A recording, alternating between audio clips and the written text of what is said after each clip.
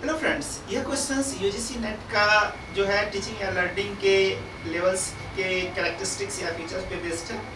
जैसा कि हम लोग जानते हैं कि 4 लेवल का लर्निंग होता है या टीचिंग का 4 लेवल होता है। सबसे नीचे की अवस्था क्या होती है? मेमोरी लेवल होता है। सबसे नीचे की अवस्था क्या होता है? मेमोरी लेवल होता है। मेमोरी लेवल्स में हम फैक्ट्स को क्या करते हैं? मेमोराइज कर लेते हैं। ये एक थॉटलेस प्रोसेस होता है, इसमें हम ज़्यादा दिमाग नहीं करते हैं। हम फैक्ट्स को सीक्वेंसिंग देते हैं, जैसे पूछा जाता है क्विक रिस्पांस कर देते हैं। यानी फैक्ट्स को मेमोराइज करने की कहानी कहाँ होती है? मेमोरी लेवल में होती है।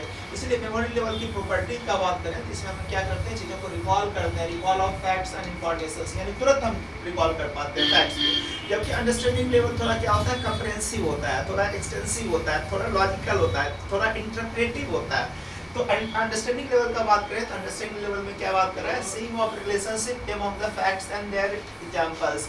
यानी अंडरस्टैंडिंग लेवल में हम देखते हैं कि आप जो है एक रिलेशनशिप क्रिएट करना शुरू कर देते हैं। आप वेरिएशंस के बीच में लॉजिक लगाना शुरू करते हैं कि ये क्यों हुआ, कैसे हुआ, कब हुआ। यानी दो वेरिएबल्स के बीच में आप रिलेशंस आसानी से ढूंढ पाते हैं। जब आप रिलेशनशिप ढूंढने की स्थिति में होंगे तो आप क्या है? अंडरस्टैंडिंग लेवल पे होंगे। नेक्स्ट है हमारा जो रिफ्लेक्टिव लेवल होता है। थर्ड स्टेज क्या होता है? थर्ड लेवल होता है रिफ्लेक्टिव स्टेज। यहाँ पे क्या है?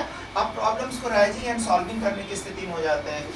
इसका मतलब क्या है कि जब आप चीज़ों को समझ चुके हैं, यानी अंडरस्टैंडिंग लेवल से आप ऊपर उठ गए हैं, अंडरस्टैंडिंग लेवल से ऊपर उठ गए हैं तो आपको किसी भी तरह का प्रॉब्लम पूछा जाता है तो आप आसानी से उसे सॉल्व कर सकते हैं। आप क्वेश्चन भी पूछने की स्थिति में है और क्वेश्चन को सॉल्व करने की स्थिति में। आप चीज़ें समझेंगे ही नहीं तो कहाँ से आप पूछ पाएंगे? यानी अगर आप क्वेश्चन पूछ रहे हैं, एक आपका स्टूडेंट के पॉइंट ऑफ व्यू से क्या है? आप रिफ्लेक्टिव स्टेज में क्वेश्चन का जवाब दे रहे हैं, तो टीचर के पॉइंट ऑफ व्यू से आप क्या है? रिफ्लेक्टिव स्टेज में।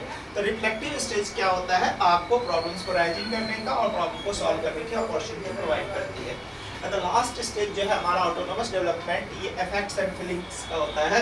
यानी कि हम किसी चीज़ को जितना ज़्यादा सोचेंगे, जितना ज़्यादा सब्जेक्ट मैटर के अंदर जान डालेंगे, जितना ज़्यादा उसको लाइव बनाएंगे, उसके अंदर लाइफ डाल देंगे, उसको एक जीवंत अवस्था में ले जाएंगे, उसके साथ इमोशनली कनेक्ट होंगे। अगर आप सब्जेक्ट के साथ क्या आपका कनेक्ट होते हैं इमोशनली, है ना, effects and feelings, emotions and feeling के साथ कनेक्ट होंगे तो आप ऑटोनोमस डेवलपमेंट में आ गए। वो एक जो है थॉट का टॉप लेवल हो जाता है ना।